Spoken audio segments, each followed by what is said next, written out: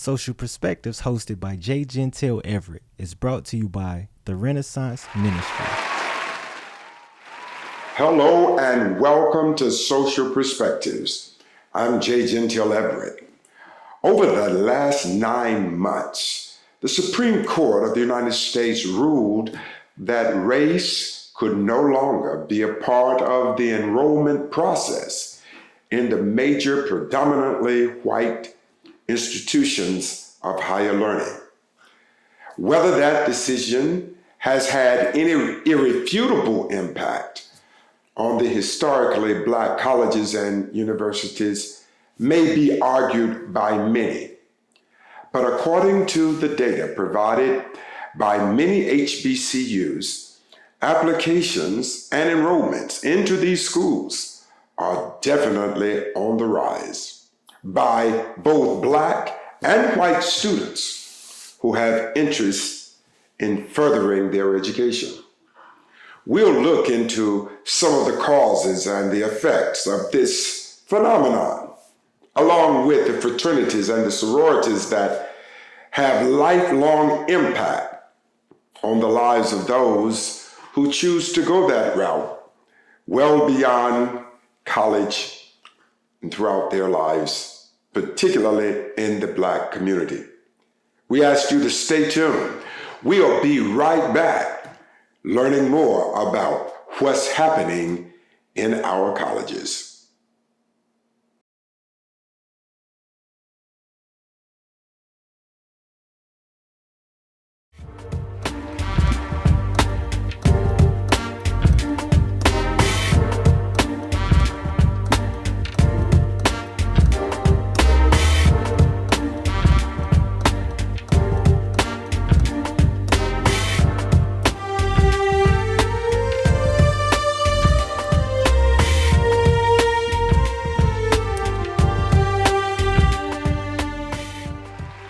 Welcome back. I would first like to mention the oldest historically Black college and university in the United States is Cheyney University, which is in Pennsylvania. It actually predates the Civil War and was founded in 1837. And today the largest HBCU in America is North Carolina Agricultural and Technical State University in Greensboro, North Carolina, from which I am an alumnus. These schools and others have been serving students of color well over 100 years with the purpose of educating minorities who in many cases would not have been able to receive a college degree. It seems very safe to say these schools have had to operate with many challenges, from the lack of economic resources, which of course impacted the dormitory life and comfort, to hiring the best professors to instruct the students, and maintaining the highest educational standards to be competitive with the predominantly white institutions. Then there was the student themselves. They came from rural farms. They came from impoverished families who struggled every day to feed their children. These students were not like the students of our modern era. They were not endowed with fancy cars, shiny rims, loud music. They did not have those kinds of conveniences, nor did they have visas and MasterCards for economic comfort.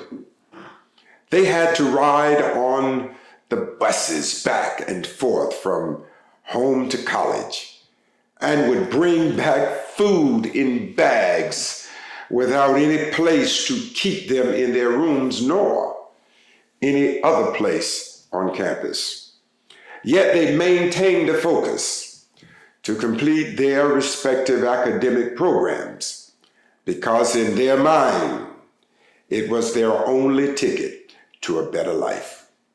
Perhaps what was the most important aspect of Black college student life in these schools was meeting the professors who had similar plights in their past educational pursuits and consequently could relate to these young men and women from these communities who had financial difficulties.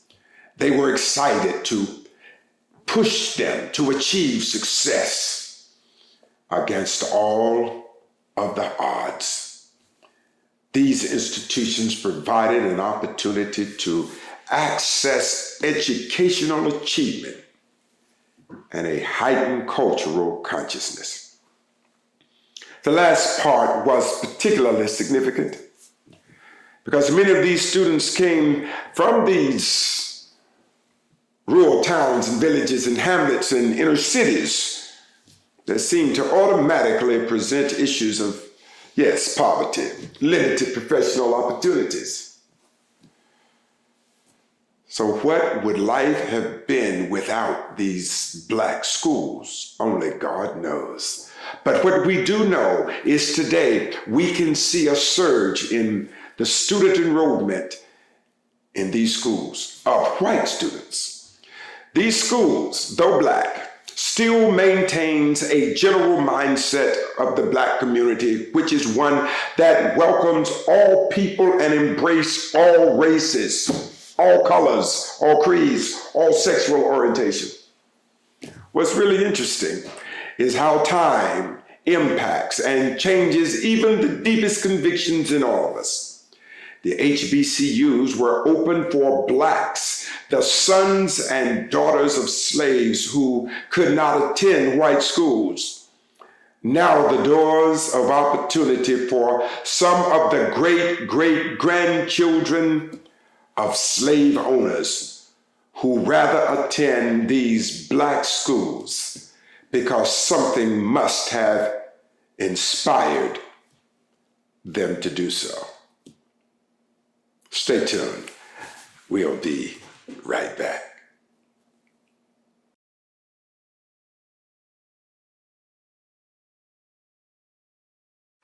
Hello. If you or someone you know is in need of a wedding cake, reach out to CB Treats, currently located in Rock Hill, South Carolina.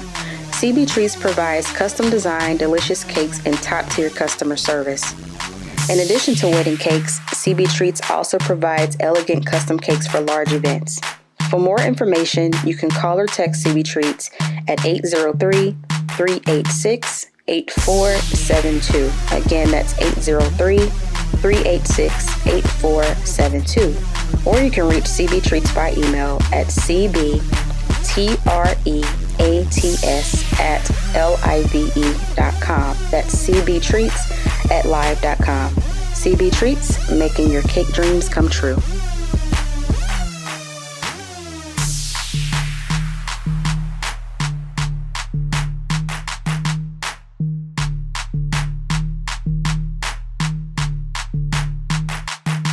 When you're in need of making the old new again with beautiful upholstery, D. Berry's Upholstery is the best, whether it's automobile interior or exterior, boats, church pews, or any residential or commercial seating and the like. Look no further. D. Berry Upholstery's got you covered.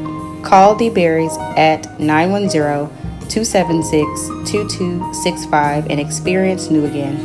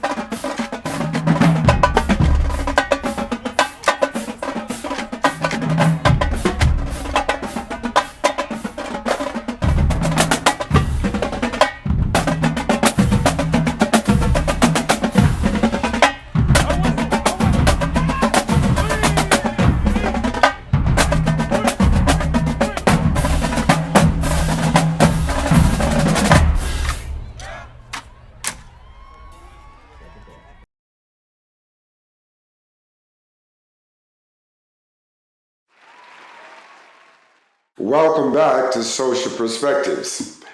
Life in the HBCU experience is unique, to say the least. There you are placed in an educational silo, where mostly everyone you see, from the chancellor to the custodians, are all members of the same ethnicity. They are usually Black, all coexisting in close proximity, coming from similar backgrounds and histories that almost automatically thrust you into a sense of social family. Yes, family. That's knitted together, not through parental commonalities, but a family nonetheless, bonded by the blessed burden of purpose. Your new, extended, and in many cases, lifelong brothers and sisters, brought together from the rural hills and valleys under the blazing sun, working in warm soil and walking often in the heated sands, just hoping that the day of escape from the scenery of human pain would befall you sooner rather than later. It is out of these moments that desire was born and determination was constructed to withstand whatever future storms you would have to endure.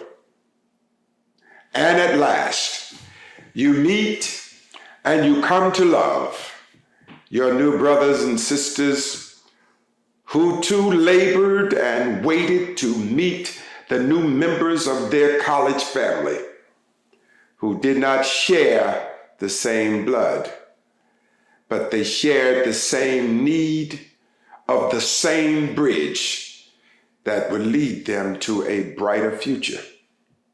And when we leave, we take with us a new meaning of the old church hymn, "Blessed be the tie that binds our hearts." We'll be right back.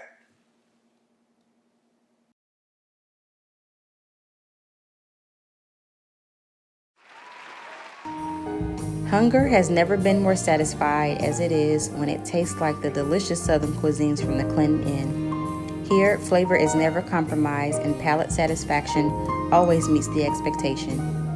The weekly buffet features all of the special dishes to which we have grown accustomed. Come dine with us on Tuesdays, Thursdays, Fridays, and Sundays starting at 11 a.m. and enjoy a scrumptious meal at the Clinton Inn in Laurinburg, North Carolina, where food has never tasted so good.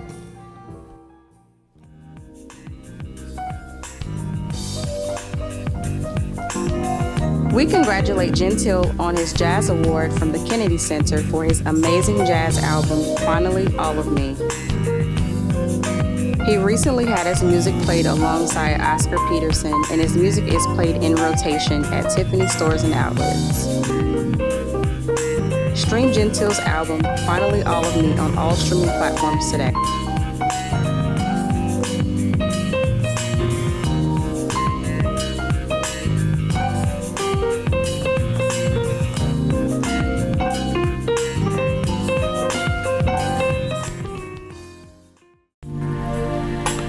Hello to you today. I was wondering, do you ever feel like there is a noticeable absence of the presence of God in your space?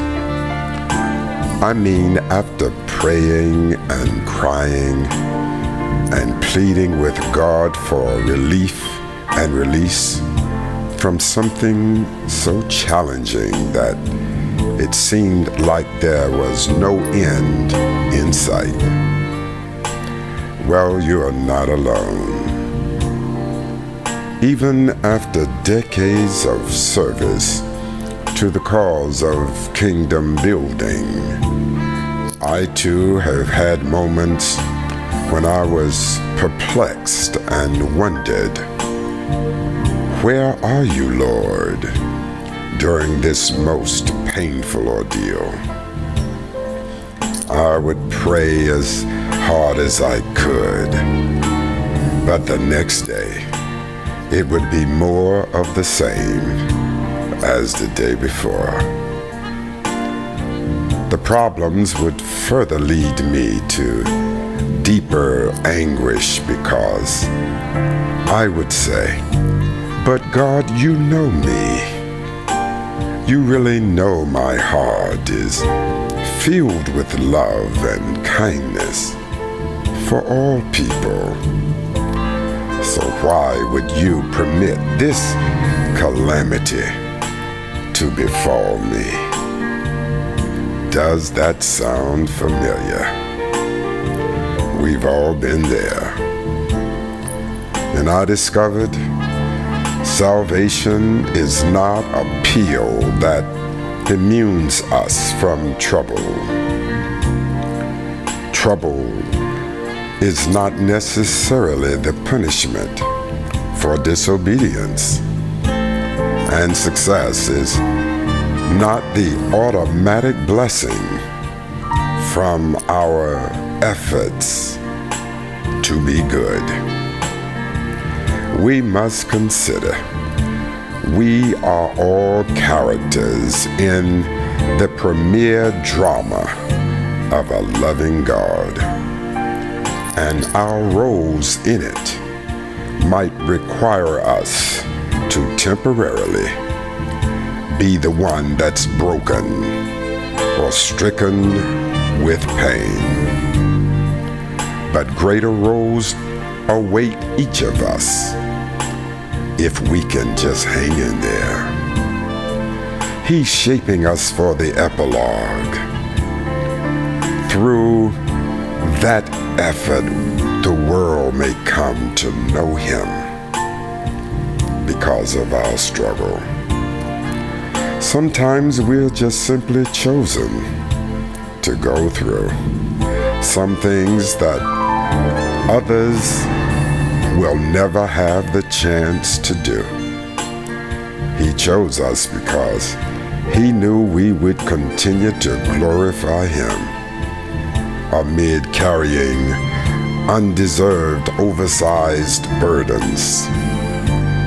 He does not choose everyone for this road because many of our family and friends would break under the strain of it. So if you're in a moment of stress right now, just know he chose you for it, just like he chose his son to die for us on the cross. And just like his son who rose from the pit of darkness for the world to see what God can do, I submit we can and we will too, in the here and in the now.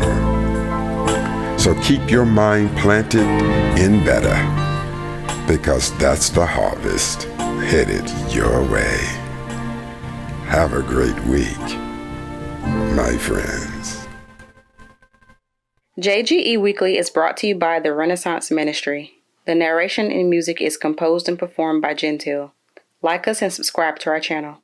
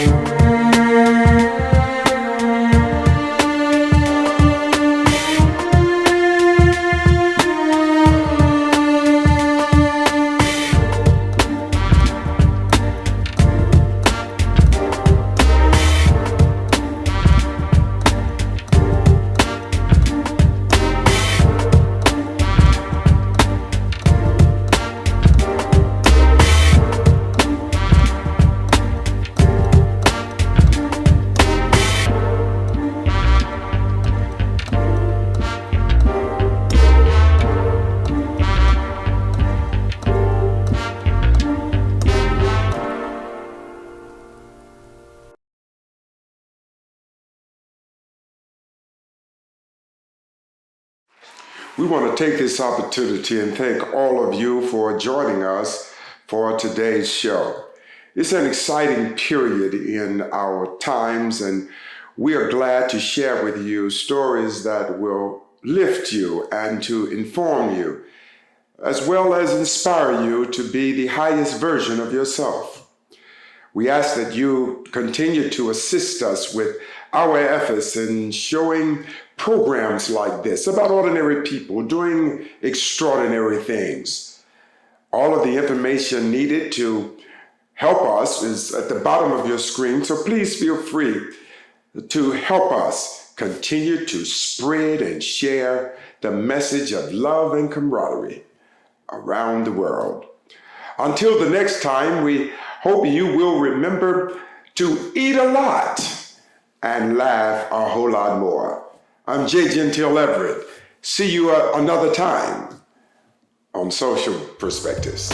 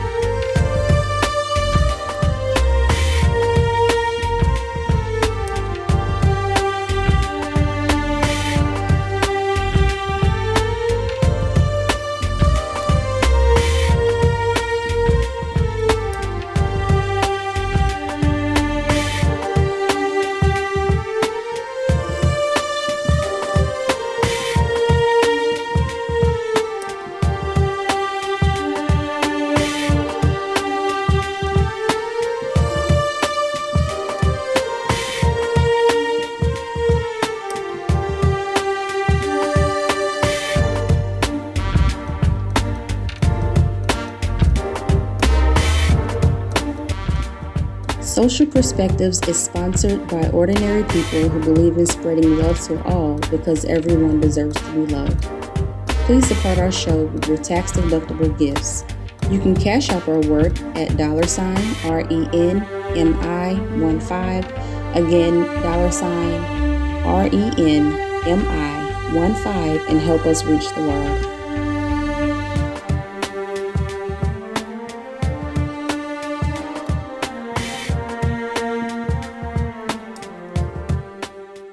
We have to tell you, the #1 evening show that you need to listen to right now is Social Perspectives with Gentile at 11:30 at night on Sundays. Let me tell you, that is the show to watch, all right?